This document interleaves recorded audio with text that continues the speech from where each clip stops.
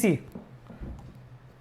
So what we learn today, देखिए हमने कल क्या सीखा था। कल हमारी पहली क्लास थी और उसमें ज़्यादा कुछ नहीं था। उसमें हमने सीखा था, देखिए, टेंसेस के बारे में। अब जो नए आए हैं उनको मैं कैसे समझाऊं, क्योंकि वो तो नए हैं, उनको पता नहीं चलेगा। तो आप क्या कर सकते हैं, सिर्फ कल वाली जो क्लास है आप देख सकते हैं, बहुत ही ईजी थी, बेसिक थी। तो हमने बताया था कि टेंसेस जो हमारे हैं वो डेली लाइफ में जो यूज़ करते हैं सेंटेंसेस, उन्हीं से बने हुए हैं। तो हमारे टाइम को स्पेसिफाई करते हैं और वर्क को स्पेसिफाई करते हैं। तो फिर टाइम में जैसे हमारे पास कितने प्रकार के टाइम होते हैं, प्रेजेंट, पास्ट और फ्यूचर। और टेंसेज में जो वर्क होता है, मतलब कोई भी सेंटेंस ले लो आप में, उसमें या तो टाइम दिखेगा या तो वर्क दिखेगा, या तो टाइम वर्क दोनों दिखेगा। मैंने आपको कल ये I been playing since morning एक सेंटेंस भी दिखाया था आपको। फिर वर्क के टाइप्स भी बताए थे कि सिंपल होते हैं, परफेक्ट होते हैं, कॉन्टिन्यूस होते हैं, परफेक्ट कॉन्टिन्यूस होते हैं। और फिर मैंने आपको ये भी कहा था कि परफेक्ट कॉन्टिन्यूस इतना ज़्यादा यूज़ नहीं होता पर डेली लाइफ में, पर it is important as well.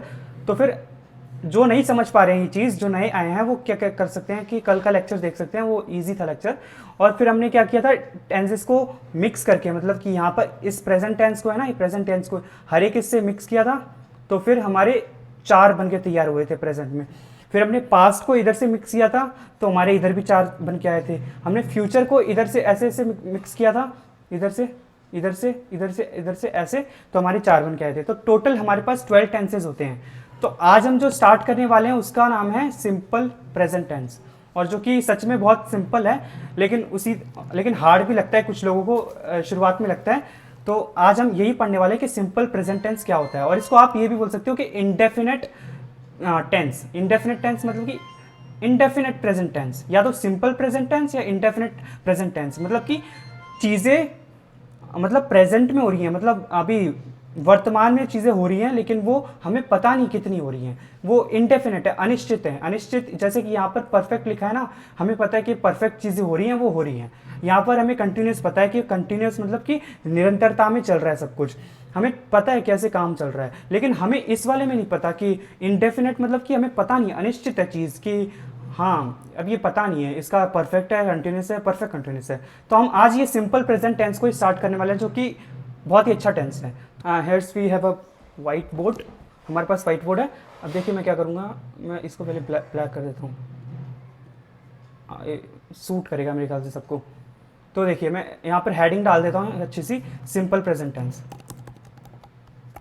Simple present tense. Aman, hello. Okay, simple present tense, okay. और you can say indefinite present tense. Indefinite भी आप कह सकते हैं या तो सिंपल भी कह सकते हैं। मैंने आपको कल ही बताया था, इंडेफिनेट बोलो या फिर सिंपल बोलो, एक ही बात है। लेकिन हम सिंपल चीज़ को सिंपल ही लेके चलेंगे, क्योंकि वही बेटर रहेगा।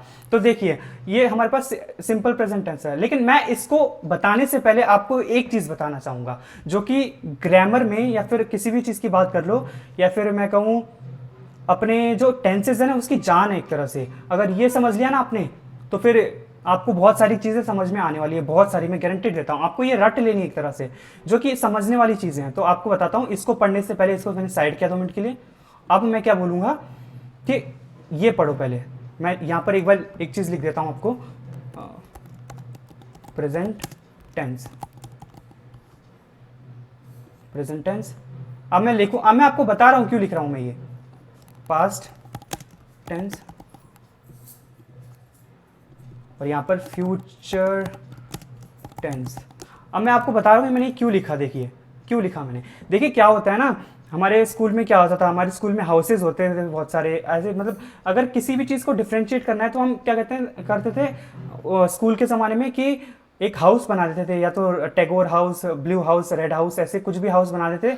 तो हमें पता चल जाता था कि डिफ्रेंशिएट कैसे करना है, कि हाँ ये ब्लू हाउस का बंदा है और वो रेड हाउस का बंदा है। तो टेंसेज में भी ऐसे डिफ्रेंशिएशन किया। अगर तुम्हें पता करना है कि कोई भी जो टेंस है या फिर कोई भी जो लाइन है, कोई भी वाक्य है, वो तुम्हारा वर्तमान में है या वो भविष्य काल में है या भूतकाल में, या फिर वो कहीं भी है, कोई सा भी समय में है, तो हमें जानने के लिए हमारे पास कुछ चीज़ लिखी रहती है जो हमें बता देंगी। कोई भी सेंटेंस होगा ना उसमें लिखा रहेगा, ये चीज़ स्पेसिफाई करके लिखा रहेगा, उसमें चीज़ होगी कि हाँ ये बता रहा है ये टेंस कौन सा है, ये प्रेजेंट टेंस है, ये पास्ट टेंस है, ये फ्यूचर टेंस है। जब भी आप एक लाइन देखोगे ना उसमें बता रखा होगा कि इससे पता चल रहा है हाँ ये टेंस है, प्रेजेंट है वो भी, इससे पता चल रहा है ये पास्ट से ये टेंस है, और इससे पता चल रहा है कि फ्यूचर टेंस है। और वो चीज़ क्या है मैं बताता हूँ आपको। वो चीज़ है is slash am slash are. आपने सुना ही होगा, इसमें मैंने कोई नई चीज़ नहीं बोली, ये आपने बहुत बार सुना ही होगा, ठीक है। दिस इज नथिंग न्यू, ये कोई भी न्यू चीज़ नहीं आपकी। इज एम आर, तो इज एम आर ये जो चीज़ है, अगर कोई भी सेंटेंस में आपको दिख जाए ना, सोच लेना वो प्रेजेंट में है। जैसे I am playing, I am मतलब प्रेजेंट में काम हो रहा है। राम इज प्लेइंग, राम खेल रहा है, मतलब कि राम इज प्लेइंग, इज आ रहा है इसमें, इसका मतलब भी प्रेजेंट टेंस है। तो आपको जहां भी इज एम आर दिख जाए ना, वहां समझ लो प्रेजेंट टेंस है, खत्म बात। उसके बाद second number, second number has have. अगर जहां भी आपको हैज हैव दिख जाए ना, क्या हो रहा है, जहां भी आपको हैज हैव दिख जाए, जहां भी आपको हैज हैव दिख जाए ना, मतलब समझ जाना कि वो प्रेजेंट टेंस है, प्रेजेंट टेंस। मैं दोबारा दोहरा रहा हूं, जहां भी आपको इज एम आर दिखे वो प्रेजेंट टेंस है, जहां भी आपको हैज हैव दिखे वो भी प्रेजेंट टेंस है। और जैसे मैं एक बार सेंटेंस लेता हूं, राम हैज बीन प्लेइंग, और या फिर ऐसे मैं सिंपल ले लेता हूं, Aman has eaten the food, Aman has eaten the food मतलब अमन ने खाना खा चुका है, तो वो प्रेजेंट में बात हो रही है। तो has have is am are, और एक तीसरी चीज और होती है, तीसरी चीज मैं भी स्पेसिफाई कर देता हूं, वो होती है डू डज। जहां भी डू डज दिख जाए ना आपको, आप समझ जाना वो भी प्रेजेंट टेंस है। ये जान आपको याद रखनी है। अगर आपको कोई भी टेंस पहचानना है, प्रेजेंट टेंस पहचानना है, तो ये चीजें याद रख लो, is am are has have do does. जहां भी आपको दिख जाए, आंख बंद करके भरोसा कर लेना कि वो प्रेजेंट टेंस है। एग्जाम्पल दे देता हूं, राम इज प्लेइंग, राम खेल रहा है, इज आ रहा है यहां पर, इसका मतलब ये प्रेजेंट टेंस है, वर्तमान जो भी टेंस बोलते हैं हमसे। सेकंड, राम हैज प्लेड, और या फिर Ram has eaten the food, Ram खाना खा चुका है, मतलब हैज मतलब प्रेजेंट में बात हो रही है, वर्तमान में बात हो रही है। I do not go to school, I do not go to school, ठीक है, ये हो गया। डू आया यहां पर, डू आया, इसका मतलब ये प्रेजेंट की बात कर रहे हैं, प्रेजेंट की, समझे। और एक और डज का भी ले लेता हूं मैं, Ram does not have his diary, Ram के पास उसकी डायरी नहीं है, तो ये भी प्रेजेंट टेंस है। तो जहां भी is am are has have do does दिख जाए, तो आपको समझ जाना है वो प्रेजेंट टेंस है, ठीक है। ये क्लियर है? It is clear, is this clear now? मैं एक बार डाउट भी लेता हूं। तो now we are coming to past tense. हम अब पास्ट टेंस की बात करेंगे। अब पास्ट टेंस की क्या पहचान होगी? अगर पास्ट टेंस को पहचानना है आपको, तो इसकी भी पहचान होती है। अगर पास्ट टेंस जैसे आपको लिख गया आई हैड प्लेड, मतलब मैं खेल चुका था, मैं खेल चुका था, तो इसमें भी पहचान होती है। देखो इसमें क्या पहचान होती है, जैसे इसमें फर्स्ट होती है एक डिड, ये आपने बहुत बार सुना होगा। इस पे एक मीम भी बनी थी, क्या कहते हैं, एक बार एक पॉलिटिशियन ने क्या कर दिया था, एक आई डिड नॉट हैव ऐसे कुछ करके आई डिड नॉट हैड, तो आई डिड के साथ ना उसने थर्ड फॉर्म लगा दी थी वर्ब की, तो वो जो कि नहीं वैलिड होता, वो मैं बताऊंगा आपको क्यों वैलिड नहीं होता, वो सब। तो एक पॉलिटिशियन का इसके ऊपर मजाक भी उड़ा था कि उसने डिड के साथ हैड लगा दिया, थर्ड फॉर्म लगा दी, जबकि डिड के बाद हमेशा वर्ब की फर्स्ट फॉर्म ही आती है। ये बात हमेशा याद रख लो। जैसे कि I did not have my food, मैंने अपना फूड नहीं खाया, मतलब खाना नहीं खाया, तो डिड के बाद जो हैव लगा वो फर्स्ट फॉर्म होती है मेन वर्ब की। तो समझ जाओ कि मतलब ये बाद में बताऊंगा मैं, लेकिन ऐसा मतलब मामला हुआ था कुछ ऐसा, तो फिर वो उसको बहुत ही झेलना पड़ा, फिर उसने सॉरी तो नहीं बोला, मतलब ऐसा हुआ था। तो जहां भी डिड देखे आपको ये चीज़ ध्यान रखनी कि वो हमारा पास्ट टेंस है, ठीक है। और उसके बाद आपको एक और चीज़ ध्यान रखनी है। अब जैसे दूसरी चीज़ क्या हो सकती है, दूसरी चीज़ हैड, ओके, हैड एक चीज़ हो सकती है। आई हैड माई फूड, मतलब मैंने अपना फूड ले लिया, मतलब खा लिया वगैरह वगैरह। और या फिर इसके एग्जाम्पल मैं बाद में दूंगा, लेकिन आप ये लास्ट वाला और समझो बस, फिर मैं आपको बताऊंगा। इसमें हो सकता है वॉज वर भी आपने सुना होगा, तो ये भी पास्ट वाली होते हैं नोटेशन।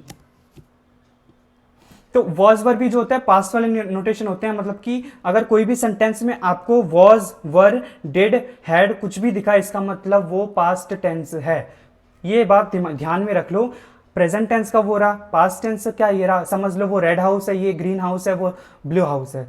अब फ्यूचर का इसमें क्या होगा, अभी इसमें एग्जांपल देता हूँ। जैसे पास्ट टेंस के दिया ना आपको, जैसे Ram did not play, Ram ने नहीं खेला, मतलब वो पास्ट की बातें हैं, पास्ट में डिड लगाया, इसका मतलब पास्ट टेंस है। अब जैसे I had eaten my food, मैं अपना खाना खा चुका था क्योंकि हैड लगा यहाँ पर, तो हैड जहाँ भी लगा होगा पास्ट फॉर्म होगी। Was were, I was playing, I was eating my food, I was doing this, I was doing that, तो ये पास्ट की बातें होगी, पास्ट को दर्शा रही है, मतलब भूतकाल को दर्शा रहा है। जैसे एक और लेता हूँ, वर के लिए लेता हूँ मैं, देवर ईटिंग द फूड, मतलब वो खाना खा रहे थे, मिलजुल के खा रहे थे, तो ये भी एक वर जो आएगा वो पास्ट का नोटेशन करेगा, जो पास्ट की चीज़ें बताता है।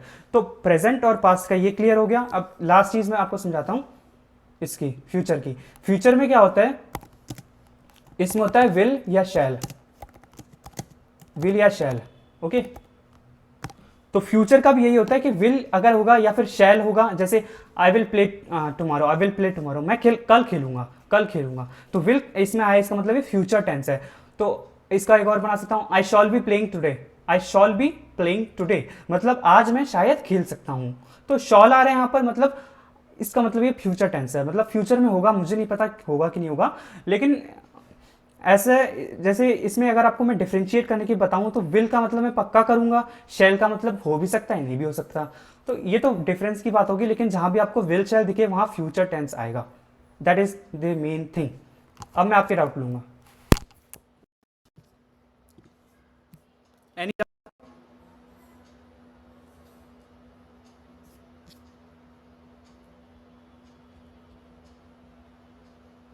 एनी डाउट एनीवन, अगर किसी को डाउट है तो बोले, नहीं है तो it's okay. Okay okay, let me continue. अरे कुछ तो बोले कोई। नहीं है, डाउट नहीं है। मोहम्मद फैजान के क्या क्या नाम है, मेरे को समझ भी नहीं आ रहे। अगर आपको कुछ डाउट है तो यस बोल सर। दें, अगर आपको डाउट है तो बोल दें। No sir, no no no, doubt. Okay okay okay, it's okay it's okay it's okay. Phase वगैरह आप अगर आपको जो भी है ना प्रेजेंटेड यहाँ पर, अगर उनको डाउट है तो बोल दिया करें। Okay, I am continuing now. अब मैं सिंपल प्रेजेंट टेंस पढ़ाऊंगा, simple present tense, okay.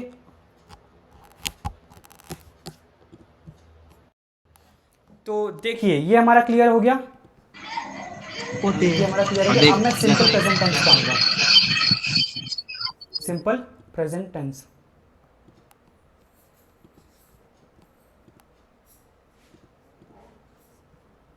Simple present tense, okay. So now I will come to simple present tense. Simple present tense.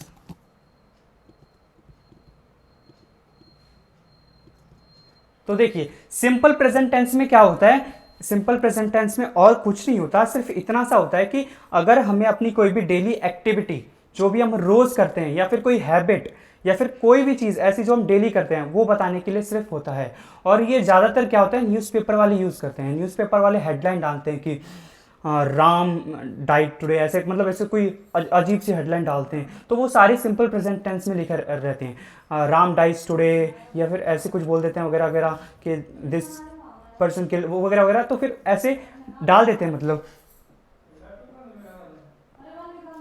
ठीक है। तो फिर सॉरी फॉर द इनकन्वीनियंस। तो क्या होता है, डेली हैबिट या कोई भी एक्टिविटी या फिर कोई भी हैबिट आपको अगर बतानी है तो आप सिंपल प्रेजेंट टेंस का यूज करेंगे। तो मैं यहां पर लिख देता हूं,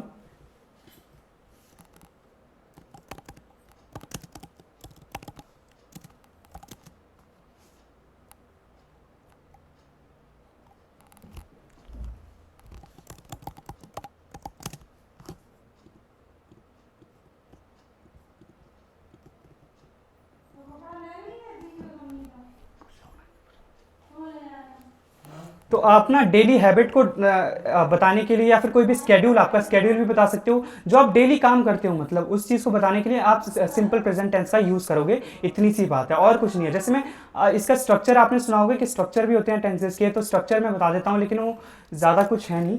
स्ट्रक्चर में लिखा नहीं है। जैसे स्ट्रक्चर हम खुद भी बना सकते हैं, जैसे मैं स्ट्रक्चर बनाऊं तो फिर एक टेंस में आपको एक लाइन बोल के देता हूं, वो आप समझ जाना, फिर आपको समझ आ जाएगा। देखना,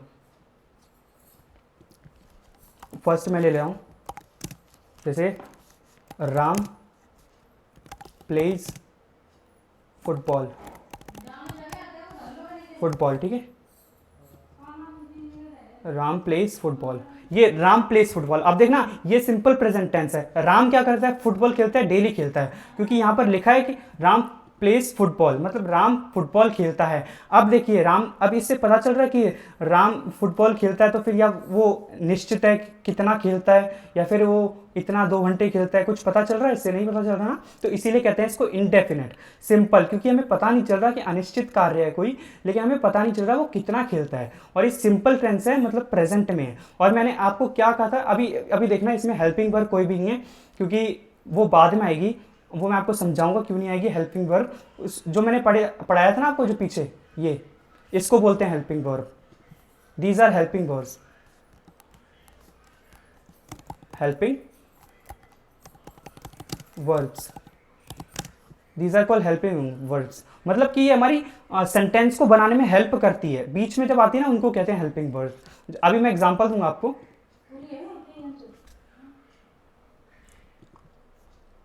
तो जैसे राम प्लेस फुटबॉल लिखा है ना मैंने, यहाँ पर कोई हेल्पिंग वर्ब है नहीं अभी फिलहाल, तो अभी मैं इसको इससे स्ट्रक्चर बनाऊंगा। देखना, इससे स्ट्रक्चर बनाता हूँ, आपने सुने होंगे कि स्ट्रक्चर ऐसे होते हैं, जैसे subject, subject plus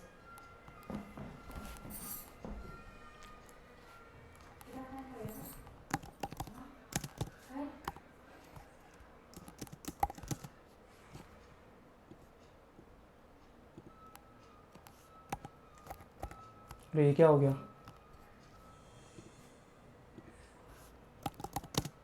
sorry, subject plus main verb की फर्स्ट फॉर्म, ई या ई एस,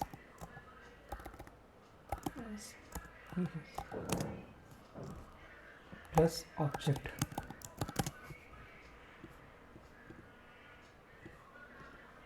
देखिए ये स्ट्रक्चर होता है एक्चुअली में, ये स्ट्रक्चर होता है, सब्जेक्ट प्लस मेन वर्ब की first form plus E S या ई एस या फिर ऑब्जेक्ट, प्लस ऑब्जेक्ट करना, ये स्ट्रक्चर है। अब मैं आपको समझाता हूँ स्ट्रक्चर कैसे है। यहाँ पर देखना, ये जो है राम, राम, राम है यहाँ पर सब्जेक्ट, सब्जेक्ट वो पता है ना आपको, आप सबको तो पता ही होगा सब्जेक्ट के बारे में, तो राम यहाँ पर सब्जेक्ट है। अब मेन वर्ब की फर्स्ट फॉर्म यहाँ याद रखना, मेन वर्ब की फर्स्ट फॉर्म क्या है? मेन वर्ब, जो मेन वर्ब आती है, यहाँ पर कोई हेल्पिंग वर्ब नहीं है, हेल्पिंग वर्ब नहीं है यहाँ पर मेन वर्ब है। मेन वर्ब मतलब कि जैसे खाना, कूदना, खेलना वगैरह, जो कि मेन होता है। और हेल्पिंग वर्ब क्या होती है? इज, एम, आर, वॉज, वर, जो मैंने आपको पिछले स्लाइड में बताई थी। तो यहाँ पर मेन वर्ब है प्ले, ठीक है, लेकिन यहाँ पर मेन वर्ब मैंने लिखा प्ले, लेकिन एस कैसे लग गया यहाँ पर? एस। अब आप ये सवाल करोगे कि एस कैसे लग गया, हमें पता कैसे चलेगा कि हमें एस या ई एस लगाना कब है। एस या ई एस लगाना एक बहुत बड़ा सवाल होता है, तो ये मैं आपको बताऊंगा भी। और फुटबॉल देखो, यहाँ पर ऑब्जेक्ट आ गया, फुटबॉल, ये रहा ऑब्जेक्ट। तो ये होता है स्ट्रक्चर, कुछ भी नहीं होता स्ट्रक्चर में। तो सब्जेक्ट लगाना है, मेन वर्ब की फर्स्ट फॉर्म लगानी है, एस या ई एस लगाना है, ऑब्जेक्ट लगाना है। अब एस और ई एस कहाँ लगाना है वो मैं आपको बताता हूँ। देखिए आपको एस और ई एस कहाँ लगाना है, एस या ई एस आपको वहां लगाना है जहां पर थर्ड पर्सन सिंगुलर हो, सिंगुलर, ये याद रख लेना आपको। मतलब कि कहने का मतलब है जहां पर ही, शी, इट या पर्सन, पर्सन नेम या कोई भी नाउन, नाउन। तो देखिए यहां पर देखिए राम क्या था, राम एक थर्ड पर्सन है, राम एक बंदे का नाम है, बंदे का नाम है, तो इसलिए हमने यहाँ पर एस या ई एस लगाया है, ठीक है। तो हमने इसके प्ले के बाद एस लगा दिया।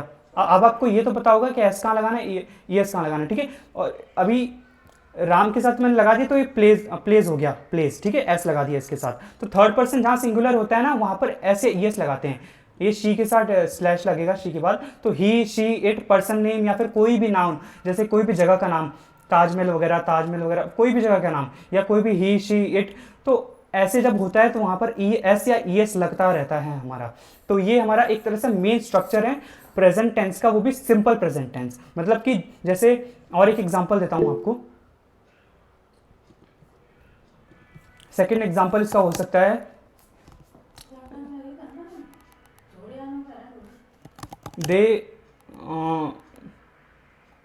दे जैसे मैं बोलूं दे गो टू क्लास, नहीं ये थोड़ा वैसा हो जाएगा, ये लिख लेता हूं काउ ईट्स ग्रास। तो देखो यहां पर सब्जेक्ट क्या है, सब्जेक्ट हमारा यहां पर काउ है, ठीक है।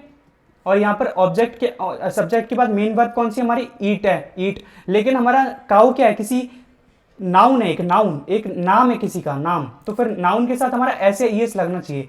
एस लगा ना, जैसे यहाँ पर ये रहा एस या ई एस, ये पर्सन, ये नाउन है एक तरह से, और यहाँ पर एस या ई एस लगना ही है। तो लग गया यहाँ पर ईट के साथ मेन वर्ब के साथ एस लग गया, और ग्रास आ गया हमारा ऑब्जेक्ट, ठीक है। तो ये ऑब्जेक्ट आ गया। तो इसी तरह से चीजें काम करती हैं। अब जैसे मैं एक और एग्जांपल लेता हूं जिसमें एस और ई एस नहीं लगेगा, एस और ई एस नहीं लगेगा, जिसमें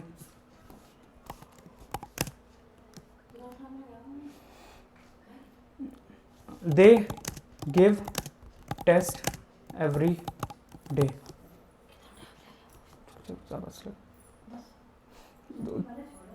तो फिर देखो यहाँ पर दे गिव टेस्ट एवरीडे, मतलब वो रोज टेस्ट देते हैं, रोज टेस्ट। ये हैबिट है एक चीज की, स्केड्यूल कह सकते हो या फिर हैबिट है। काउ ईट्स ग्रास, ये भी हैबिट है, एक तरह से रोज खाती है। राम प्लेस फुटबॉल, ये भी एक तरह से हैबिट है। तो यहाँ पर हैबिट तो दर्शा रहा है, मैंने आपको बताया था हैबिट या डेली स्केड्यूल कोई भी चीज हो तो आप उसको दर्शाने के लिए इन टेंसेस का यूज करते हैं, बहुत ही सिंपल तरीके के होते हैं। अब यहाँ पर देखिए मैंने एस और येस क्यों नहीं लगाया गिव के साथ, क्योंकि यहाँ पर ये थर्ड पर्सन सिंगुलर नहीं है, यहाँ पर ये दे है, दे मतलब ये बहुत सारे हैं, सिंगुलर नहीं है, ये बहुत सारे हैं। दे मतलब बहुत सारे, सिंगल होता तो मैं लगाता सिंगल, जैसे कि काउ सिंगल है, काउ, राम सिंगल है, और वो थर्ड पर्सन भी होना चाहिए, जैसे ही she it person name noun.